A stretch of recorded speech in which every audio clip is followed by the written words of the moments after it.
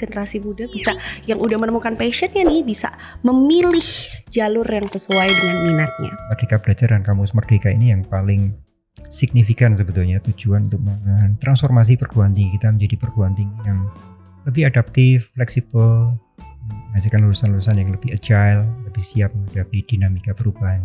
Tidak lagi berada dalam silo-silo sempit, tapi bisa dalam semesta yang lebih luas. Seperti saat ini ada 15.000 adik-adik emas yang mengikuti program kampus mengajar, luar biasa sekali. Kan memprediksi hari esok itu sulit. Kita harus merancang sendiri. Jangan sampai generasi muda kita dirancang jadi bonsai ya. Ikuti passionmu, kembangkan dirimu, potensimu semaksimal mungkin. Karena hari esok itu milik kalian.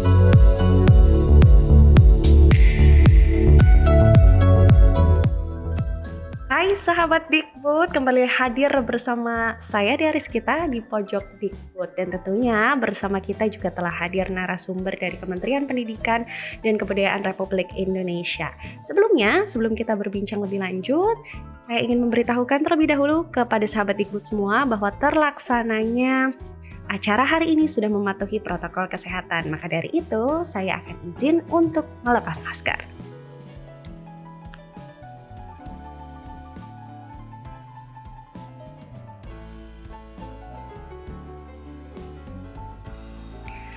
Sahabat Dikbud, tentunya hari ini di Pojok Dikbud kita akan kembali membahas inovasi seputar pendidikan dan juga kebudayaan yang mendukung programnya Mas Menteri, yaitu Merdeka Belajar.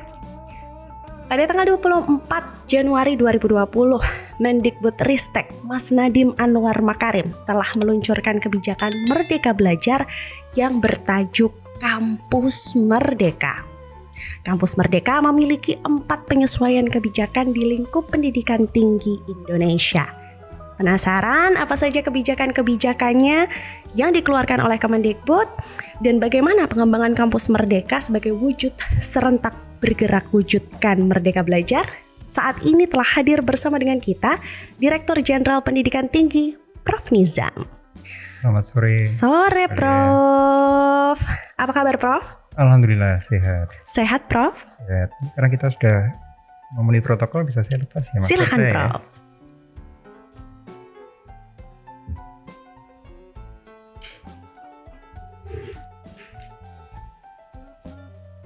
Baik, kita ngobrol-ngobrol ya, Prof. Merdeka Belajar. Lalu tiba-tiba ada istilah juga dari Mas Menteri, Kampus Merdeka. Nah, kira-kira yang dimaksud dengan kebijakan Merdeka Belajar Kampus Merdeka itu apa, Prof?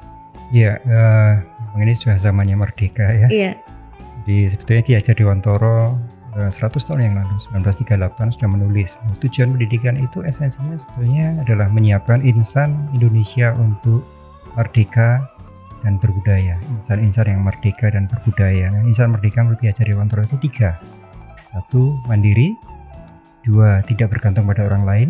Dan ketiga, mampu untuk menentukan hari esoknya sendiri. Di prinsip inilah yang kemudian dibawa oleh Mas Nadiem sebagai satu kebijakan nasional untuk membangun insan-insan merdeka tadi.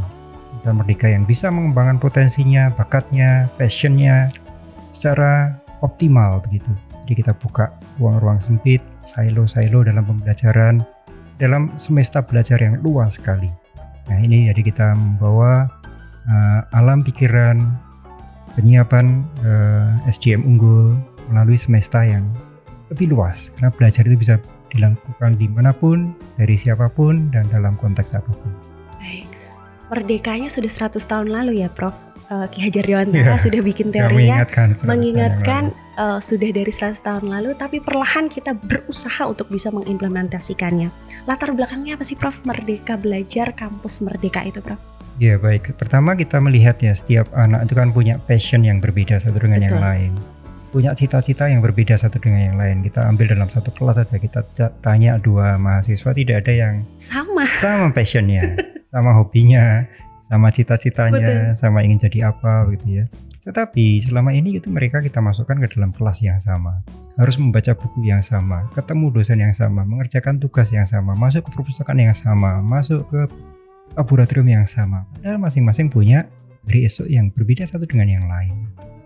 Oleh karena itu, ini kita buka ruang dengan cara bagaimana mahasiswa bisa punya hak sampai 3 semester untuk mencicipi dunia yang sesungguhnya, mencicipi lapangan pekerjaan yang akan dia masukin nantinya. Jadi profesional seperti apa sih saya nanti? Silakan mencoba terjun ke dunia itu. Nah, 3 semester tadi bisa diwujudkan dalam bentuk pertama, mahasiswa tadi berkesempatan untuk mengambil mata kuliah di luar prodinya. Makul di luar Mata kuliah di luar prodinya. prodinya. Jadi kalau selama ini semua mahasiswa harus mengambil 144 SKS di prodinya. Nah, sekarang boleh ngambil 20 SKS dari prodi lain. Misalnya mahasiswa teknik, ini pengen nih tahu apa sih sebetulnya sosiologi itu, karena dia tahu, lihat misalnya Pak Basuki, Menteri PUPR, kok bisa ya membangun jalan di pedalaman Papua, di pedalaman Kalimantan. Setelah dia mati, oh ternyata Pak Basuki itu paham tentang kultur, paham tentang antropologi masyarakat, paham tentang komunikasi dengan masyarakat. Nah, saya ingin seperti Pak Basuki. Tapi di kuliah saya nggak ada yang ngajarin sosiologi, nggak ada itu tentang komunikasi, nggak ada itu tentang antropologi. Betul. Saya ingin belajar sekarang. Nah, mereka bisa ngambil mata kuliah antropologi, bisa mengambil mata kuliah sosiologi, bisa mengambil mata kuliah tentang budaya dan sebagainya. Jadi dengan begitu, dia bisa merancang hari esoknya secara lebih dini. Bukan harus berpengalaman puluhan tahun seperti Pak Basuki baru bisa berkomunikasi dengan baik dengan masyarakat. Itu yang 1 semester tadi di luar program studinya. Jadi tidak lagi berada dalam silo-silo sempit, tapi bisa dalam semester yang lebih luas. Yang kedua, bisa sampai 2 semester 40 SKS, dihargai full 40 SKS untuk menimba dari pengalaman. Masuk ke dalam kampus kehidupan. Bagi yang passionnya, oh saya tuh pengen bekerja di perusahaan multinasional, seperti apa ya? Nah, mereka bisa merasakan itu. 1 semester misalnya kerja di perusahaan multinasional, di Schlumberger, di Total dan sebagainya. Nah, mereka dengan begitu tahu bagaimana budaya kerja, bagaimana disiplin kerja, apa hard skill yang harus dikuasai, apa soft skills berkomunikasi dengan mitra dari berbagai negara, mengetahui bagaimana tenggat waktu yang harus disiplin betul dipenuhi, bagaimana disiplin kerja, bagaimana lingkungan kerja yang membutuhkan profesionalisme tinggi. Tidak seperti sekarang, setelah lulus baru menerka-nerka. Mau kemana, seperti apa, Ya seketerimanya aja deh. Jadinya begitu, Prof. Nah itu, jadi diberi kesempatan untuk baik tadi misalnya magang. Bagi yang passionnya ingin mendidik, saya itu sebenarnya ingin jadi guru, silakan ikut program kampus mengajar. Seperti saat ini ada 15.000 adik-adik masih mengikuti program kampus mengajar. Luar biasa sekali hasilnya. Dan itu dihitung di SKS. Dihitung di SKS kan, jadi tidak hilang masa studinya, tidak kehilangan waktu tidak untuk terbengkalai ya, tidak Prof. terbengkalai, tidak double mikir. Kalau dulu kita kerja praktek 1 bulan misalnya, jiwa nih dibelah 2, Prof. Ini masih harus mikir PR, mikir tugas-tugas, mikir kuliah yang tertinggal dan sebagainya. Sekarang nggak full. Kalau udah 6 bulan di lapangan ya sudah, silakan full 6 bulan, tapi konsekuen full 6 bulan mendapatkan pengalaman dan nilainya sesuai dengan hasil 6 bulan tadi. Kalau misalnya dia ikut magang tapi mangkir, ya nggak dapat nilai, ya rugi, 20 SKS hilang.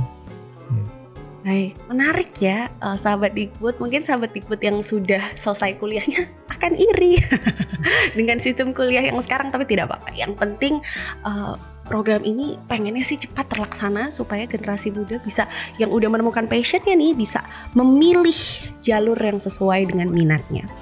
Prof, boleh disebutkan apakah tadi 4 penyesuaian kebijakan Kampus Merdeka, Prof? Ya, jadi kebijakan-kebijakan yang dilakukan Mas Menteri ini mulai dari mendorong perguruan tinggi kita untuk lebih otonom, karena saat ini perguruan tinggi kita terutama yang negeri ya, itu aturan administrasi, aturan keuangan itu sangat-sangat rigid, sehingga sangat sulit bagi perguruan tinggi negeri kita untuk berakselerasi dan melakukan inovasi-inovasi. Oleh karena itu didorong perguruan tinggi negeri tadi untuk menjadi PTN berbadan hukum. Jadi dengan menjadi PTN berbadan hukum itu, maka perguruan tinggi itu akan mempunyai fleksibilitas yang lebih tinggi di dalam melakukan inovasi, termasuk juga melakukan efisiensi, karena resources yang dimiliki oleh PTN tersebut akan bisa berdaya gunakan untuk menambahkan income bagi perguruan tinggi yang pada akhirnya akan meningkatkan untuk pembelajaran, memberikan subsidi pada mahasiswa dan sebagainya. Kemudian juga dalam sistem akreditasi. Dalam sistem akreditasi itu didorong untuk nantinya arahnya itu sebenarnya ke arah akreditasi yang berdasarkan pada voluntary. Jadi kalau memang saya butuh akreditasi. Kalau tidak butuh ya nggak usah akreditasi. Tapi kan kita masih diatur oleh undang-undang sehingga wajib. Ya, untuk memberikan ruang itu, maka bagi perguruan tinggi program studi yang sudah terakreditasi, mereka bisa melanjutkan akreditasinya itu tanpa harus melakukan akreditasi ulang selama tidak ingin meningkatkan akreditasinya. Kemudian yang paling penting sebenarnya dari program-program itu adalah program Merdeka Belajar itu sendiri, Kampus Merdeka, karena itulah yang merupakan transformasi terbesar dan paling penting mendisrupsi seluruh program studi kita untuk keluar dari silo-silo tadi. Tadi ada satu lagi tentang pembukaan program studi ya, program-program studi yang didirikan dengan bekerja sama dengan mitra-mitra yang kompeten, yang pemain-pemain kelas dunia, dengan industri kelas dunia, dengan perguruan tinggi kelas dunia, itu kita permudah izinnya, bisa dikatakan hampir tanpa izin selama itu ada kerjasama yang kuat dengan mitra tadi.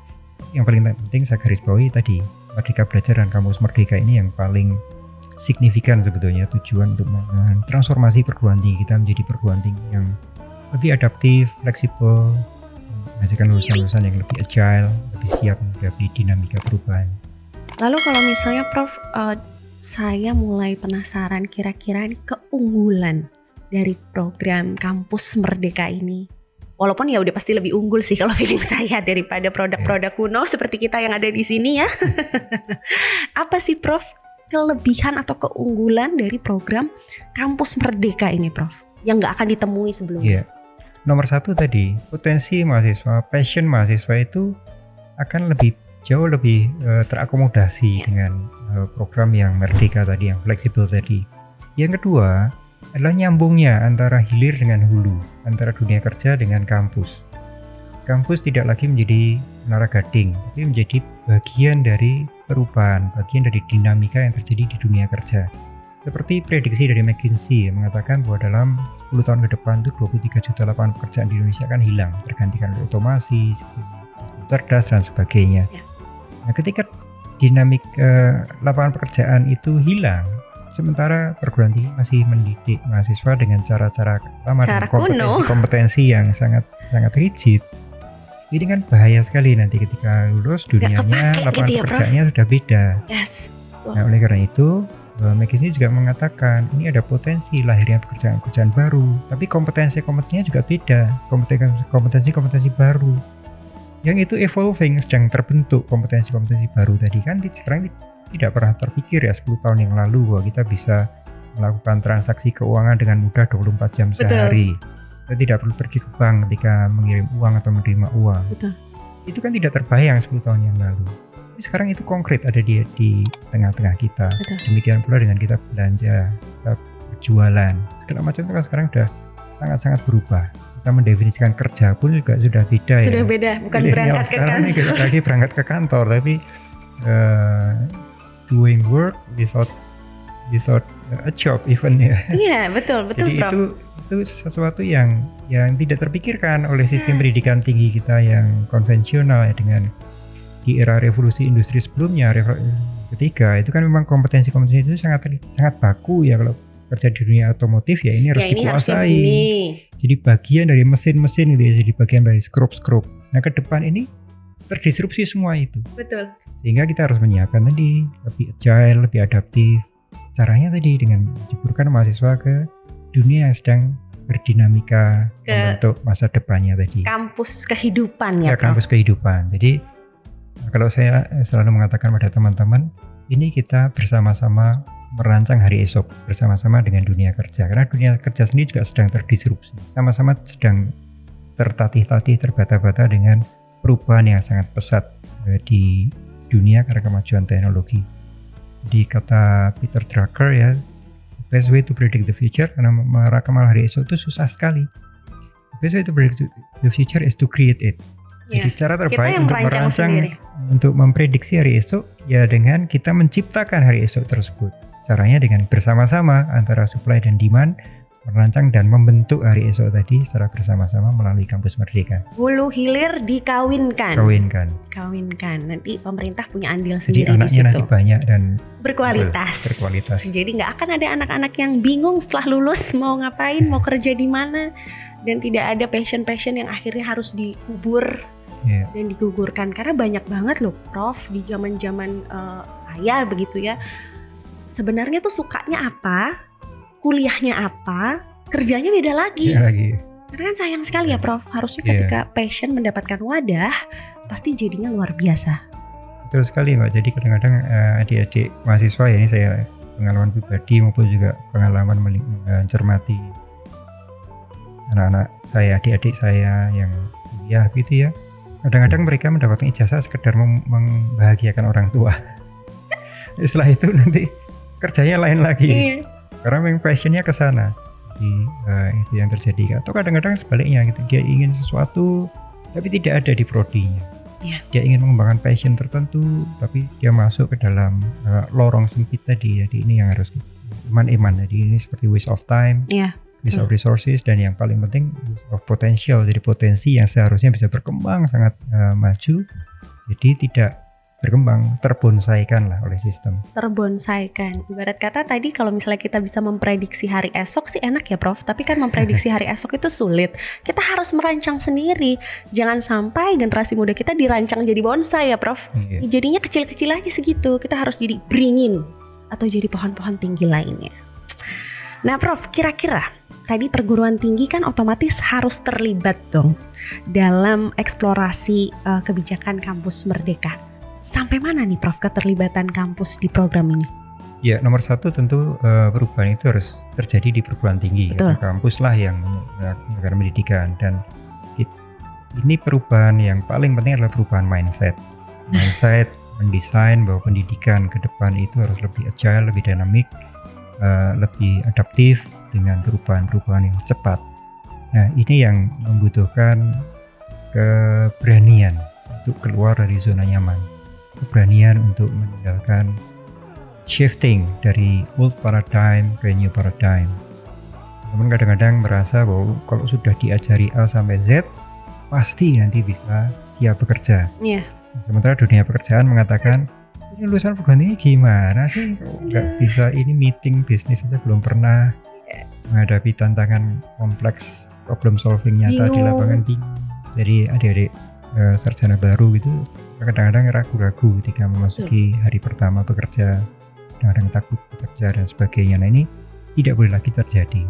Dengan begitu nomor satu tadi ini shifting paradigm, mindset untuk keluar dari apa yang selama ini kita lakukan. Mindset itu paling ini ya Prof, core-nya atau mungkin paling harus kesadaran bahwa kita ini sedang menghadapi dunia berubah dengan sangat pesat. Era yang kita kenal dengan VUCA sangat tidak menentu, penuh dengan perubahan, penuh dengan dinamika. Problem-problem saat ini juga sangat kompleks, harus didekati dengan pendekatan multidisipliner, tidak bisa lagi yang namanya disiplin, linearitas dan sebagainya. Ya tentu core kompetensi tetap perlu ya. Jadi seseorang perlu punya fondasi untuk dia mengembangkan. Pohon itu bisa cabangnya banyak, itu pokoknya harus kuat. Akarnya harus jam dalam ke tanah gitu ya, tapi cabang-cabangnya ini jangan sampai kemudian jadi harusnya jadi beringin kok jadi pohon bambu gitu, tegak ke atas terus gitu. Aja udah nggak ada cabang yang bisa berkembang.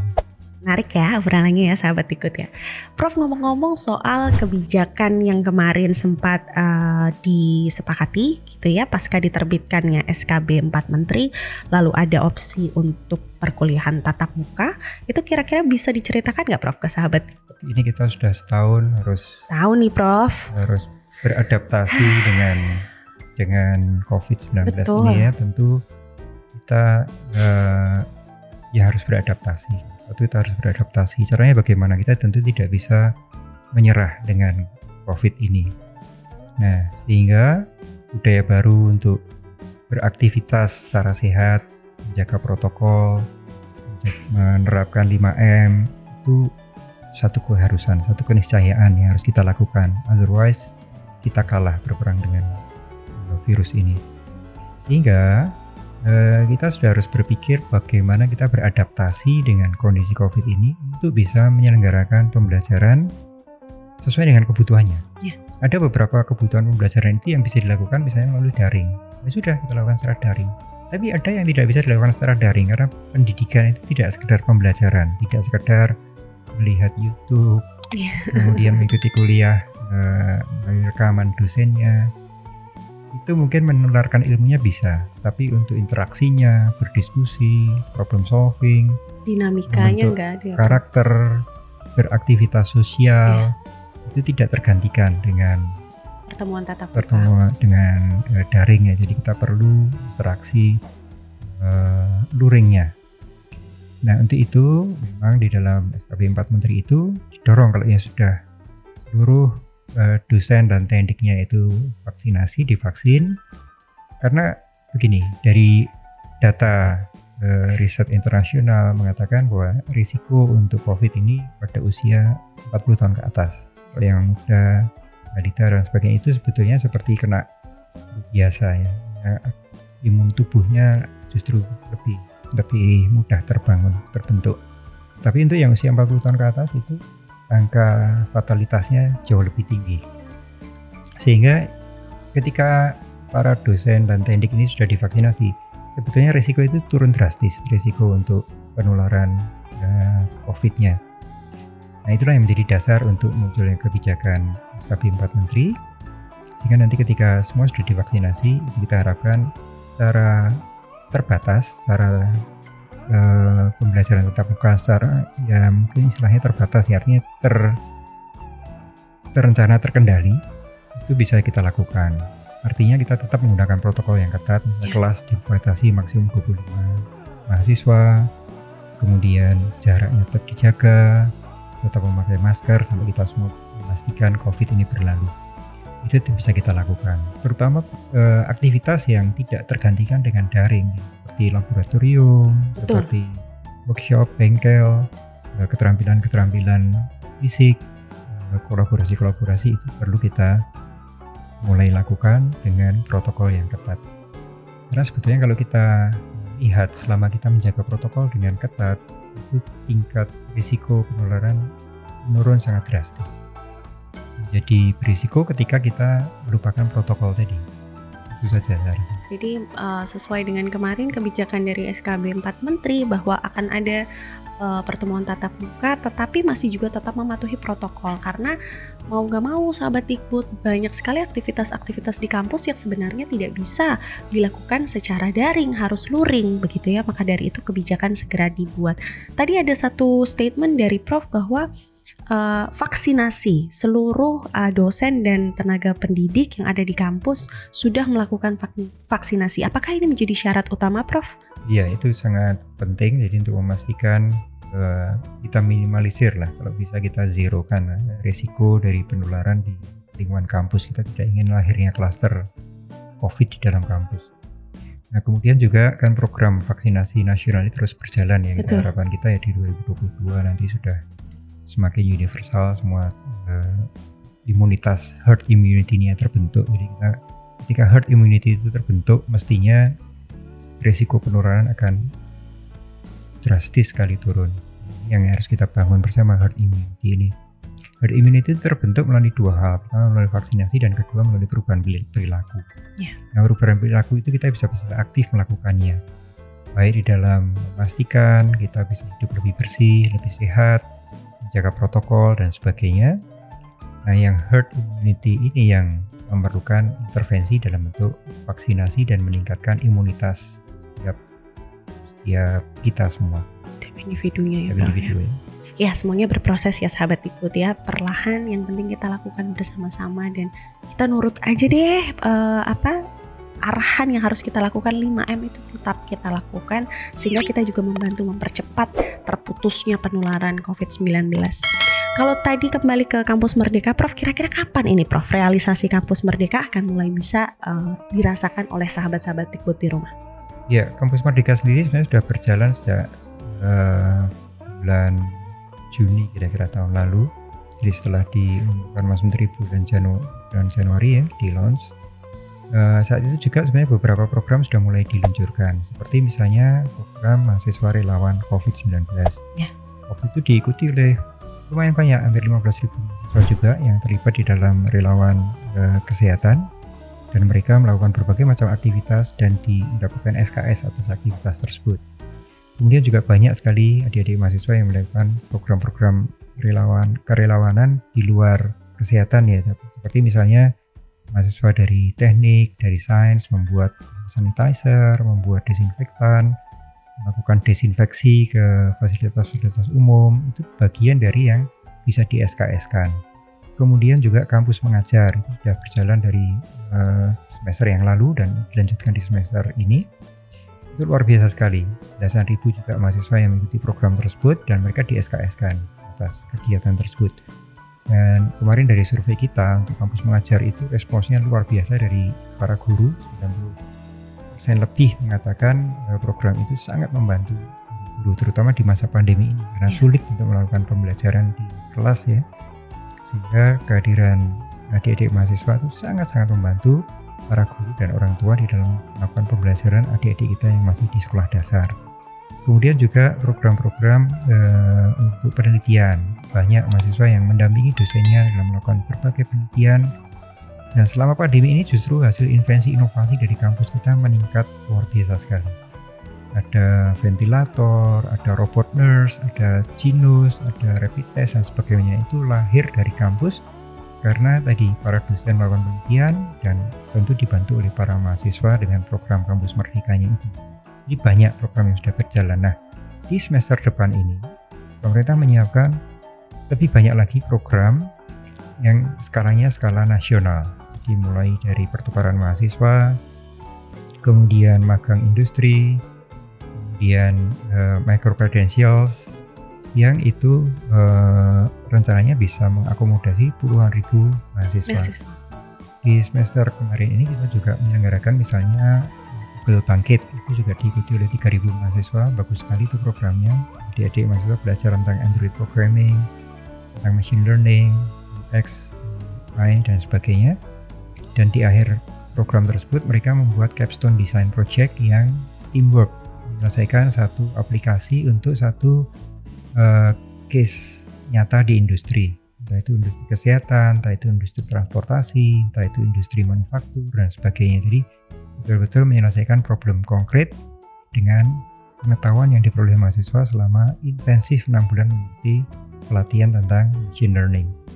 Pelatihan itu dilakukan sesuai dengan passion tentunya, lalu mahasiswa juga difasilitasi dengan pelatihan tersebut dihitung sebagai SKS perkuliahan, mahasiswa mendapatkan pengalaman, dan mahasiswa akhirnya bisa menciptakan produk yang menjawab masalah dari industri. Betul, dan juga itu dibawa sampai ke business plan ya, jadi adik-adik mahasiswa bisa, mungkin dari idenya itu bisa melahirkan startup baru. Itu pun juga kita akselerasi. Kita berikan berbagai macam program untuk kewirausahaan mahasiswa, program startup, dan tidak hanya oleh pemerintah tapi juga bermitra dengan teman-teman di dunia industri. Tadi ada kata-kata kita mengawinkan ya Prof, antara kampus dengan industri. Ya. Lalu sekarang gimana Prof, tantangannya apa Prof dalam mengawinkan itu? Apakah lancar-lancar saja atau kiranya apa yang harus diperhatikan dalam proses perkawinan itu Prof? Tentu nomor satu PDKT-nya dulu. Iya, layaknya seperti manusia sahabat Dikbud. Kadang-kadang kan industri ini apaan nih? Kita kenalan dulu ya Prof. Kenalan dulu. Nah ini untuk kenalan ini kita ada platform Kedereka, misalnya Kedereka itu sebagai satu platform untuk saling mengenal, ya syukur-syukur nanti cocok berjodoh. Jadi ini biru jodoh untuk kampus dengan industri, dunia kerja dengan industri. Dan industri ini dalam arti yang sangat luas ya, bisa kementerian-kementerian lain, bisa pemerintah daerah, bisa lembaga-lembaga sosial, lembaga filantropi dan sebagainya. Jadi ini bagian dari mak comblangnya, biru jodohnya ada di salah satunya Kedereka. Kemudian juga kita melakukan pitching, berbagai macam pitching. Kan Mas Menteri sendiri, Mas Nadiem juga beberapa kali melakukan pitching dengan industri, menyampaikan kepada mereka bahwa sekarang ini kita membuka kampus lebar-lebarnya dan kita persilakan seluruh industri, seluruh mitra kita untuk membuka kampus-kampus kecil mikrokampus, micro credentials dengan kurikulum sesuai dengan apa yang mereka butuhkan. 1 semester boleh, 1 tahun boleh, Anda tinggal ambil yang terbaik dari perguruan tinggi, silakan nanti masuk ke kampus itu dan pemerintah akan support dengan bentuk-bentuk pendanaan, bentuk-bentuk support yang lain. Jadi ini kita buatkan platformnya, Biru Jodohnya, kita siapkan anggaran untuk mengakselerasi pernikahan tadi, dan yang ketiga kita dorong kedua sisi untuk ketemu yuk gitu ya. Baik, karena ya gimana ya Prof, kadang yang diajarkan di kampus zaman-zaman saya sama ternyata yang ada di lapangan berbeda. Jadi kayak sepertinya saya harus belajar dari nol lagi nih ketika masuk ke lapangan pekerjaan. Harapannya generasi baru, generasi muda yang sekarang tidak merasakan itu ya Prof ya. Betul sekali. Jadi kalau istilahnya Mas Menteri kan ingin ceburkan adik-adik ini ke laut lepas gitu ya, tapi biar belajar tetap, renang ya Prof. Tapi tetap diberikan pelampung, itu dosanya tetap ikut nyebur, jagain gitu. Seperti waktu kita belajar naik sepeda kan ya, dipegang dari belakang sambil lari-lari lepas, tangkap lagi kita mau jatuh. Baik, analogi yang cukup relate seperti main sepeda gitu ya. Belajar sepeda begitu juga, kita nggak akan dilepas langsung begitu saja, enggak kok, akan ada tetap dosen dan mentor-mentor yang mengawasi. Baik Prof, kiranya dari Prof sendiri bagaimana kalau Prof mendengar tema yang diangkat di Hardiknas kemarin, serentak bergerak wujudkan Merdeka Belajar, bagaimana Prof tanggapan dari Prof Nizam? Iya, sangat tepat karena ini tidak bisa satu sisi, tapi dari semua pihak, semua kalangan harus bersama-sama mewujudkan ini.